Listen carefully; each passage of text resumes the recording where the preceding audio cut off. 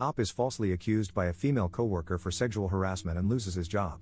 Gets video evidence proving otherwise and makes them pay after being told there's nothing they can do. Posted by you/legaltosu. I held a management position at a company. I asked a non-management employee of the opposite gender to step into another room to discuss her performance away from other employees. She was going through a divorce and had made a few mistakes, and while I didn't want to embarrass her, I did want to make sure the mistakes were addressed. She acknowledged it and thanked me. An hour later, I was escorted from my office by security and was informed by my boss that a sexual harassment complaint had been made and that proper protocol was to suspend me. I asked what the accusation was and was told, "We need to investigate. I can't disclose that." He assured me that it shouldn't take long and that if I wasn't guilty of anything, I'd be paid for the time out. I again asked what the accusation was and was told that since there was an ongoing investigation, I was not permitted to know, but if they had questions, I would be contacted. I wasn't happy, but knowing that I hadn't done anything wrong, I left the building. Later that night, I received a notification on my phone that my email password was incorrect. After 2 days, I called my boss asking for an update and was told he was not available but that I would hear something soon. I began calling daily and received the same response. Finally, I received a letter in the mail informing me that I was terminated for exposing myself and requesting sexual favors from an employee. The employee listed was the young lady I had pulled into the side room.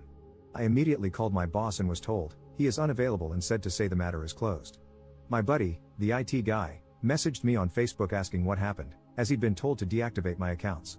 When I told him the whole story, he replied, "You took her into the X room. Dude, there's a security camera in there. We keep Y in there, so we always have the camera on." Sure enough, he pulled the footage, and there I was, holding a pile of papers, pointing to them, and keeping my pants on the whole time. I left a message for my boss stating that the alleged incident occurred in a room with surveillance and that I would be contacting an attorney and subpoenaing the video record. I received a call back 15 minutes later asking me to please participate in a phone conference with him and HR. The conference went as expected. They didn't realize it had occurred in a room with surveillance. They have a zero-tolerance policy that they have to enforce. You can't be too careful in this day and age, and they regret that this didn't come to light sooner. They've already replaced me, and as it wouldn't be fair to terminate my replacement since she's done nothing wrong, they don't have a job to offer me back. However, as a gesture of goodwill, they're going to pay me through my suspension, change my file so it reads that I voluntarily resigned, and provide me with a good reference. I replied that this wasn't acceptable. They made a false accusation against me, withheld vital information that I could have easily refuted, refused to take my calls, and completely failed in their own investigation by not checking video footage that would have immediately exonerated me. They asked what I thought would be fair. I told them they could immediately terminate the employee who made the accusation and either give me my job back or pay me 1 year's salary in addition to what was offered. My boss said that he could not discuss another employee with me and that neither of those options was feasible. The only options I had were what he had already offered. I replied that the options I gave were the only way I wouldn't sue the company along with the employee.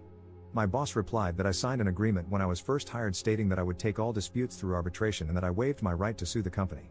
I do not remember signing the agreement, and I have not seen it, but it apparently says that I will take all disputes to arbitration, I will bear the costs of arbitration, and that I will accept the decision in arbitration.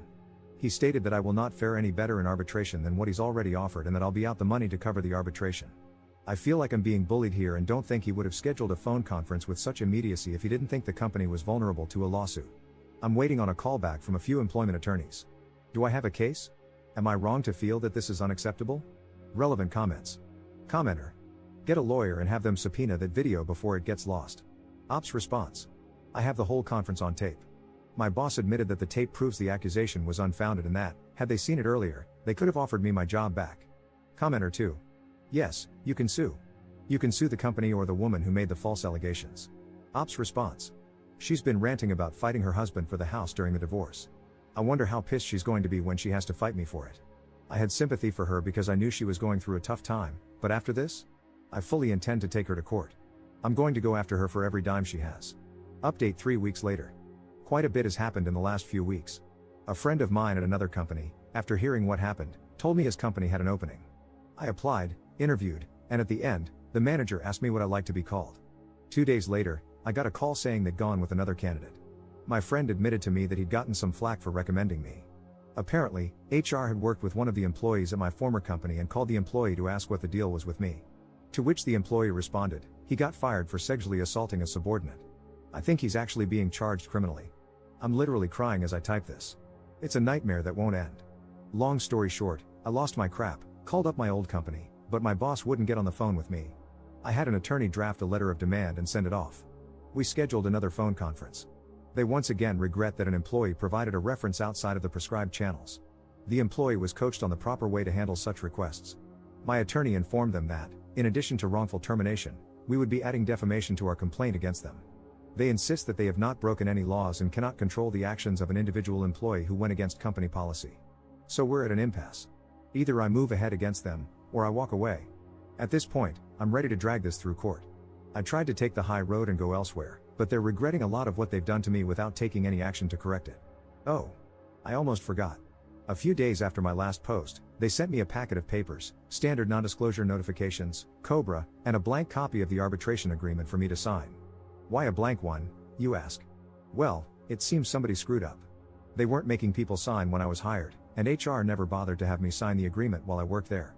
Of course, I have signed nothing they sent me, including that agreement. I considered allowing arbitration if they covered the costs and I had approval over who was selected, but my attorney has advised against that. I wish I had better news to report. Things aren't as hopeless as they first seemed, but they're not easily fixable either. As for the employee who made the accusation, I know you're eager to hear, but at this point, I can't comment on what's happening there. Thanks for all of the advice and support so far. I promise to update when everything resolves, if not sooner, as much as I can. Second update 1 year later. Everything has been resolved, and I've been wanting to give you guys an update, but I had to wait until my lawyer gave me the okay to talk about things. So let's start from the beginning. I pulled one of my direct reports, Deborah, into another room to discuss a few mistakes she made but did not discipline her further. After this, she went to Joyce, one of the managers above me but not in my direct line of report, equal to my boss in terms of reporting structure. When Joyce heard that I had taken Deborah into another room without any witnesses, she told her that it was unprofessional. Apparently, her exact words were, you could accuse him of being inappropriate with you, and I would have no choice but to believe you.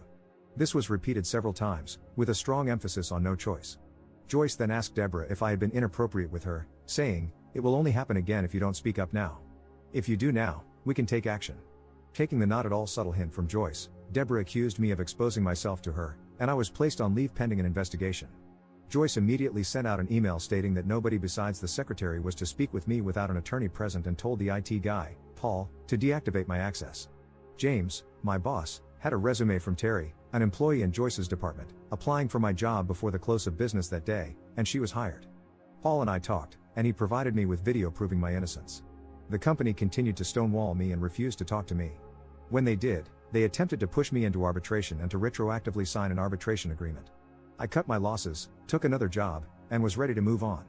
Sandy, an employee in Joyce's department, broke protocol, talked to HR at the new company, told them I had sexually assaulted a subordinate, and cost me the job. So that brings us up to date. My attorney and I launched a civil suit against the company and Deborah. Bet you're wondering how I know all of the above. Well, good old Joyce said she'd protect Deborah if she came forward. Unfortunately, that only extended to her job. So when she was named individually in this suit, corporate told her they would not be providing her an attorney.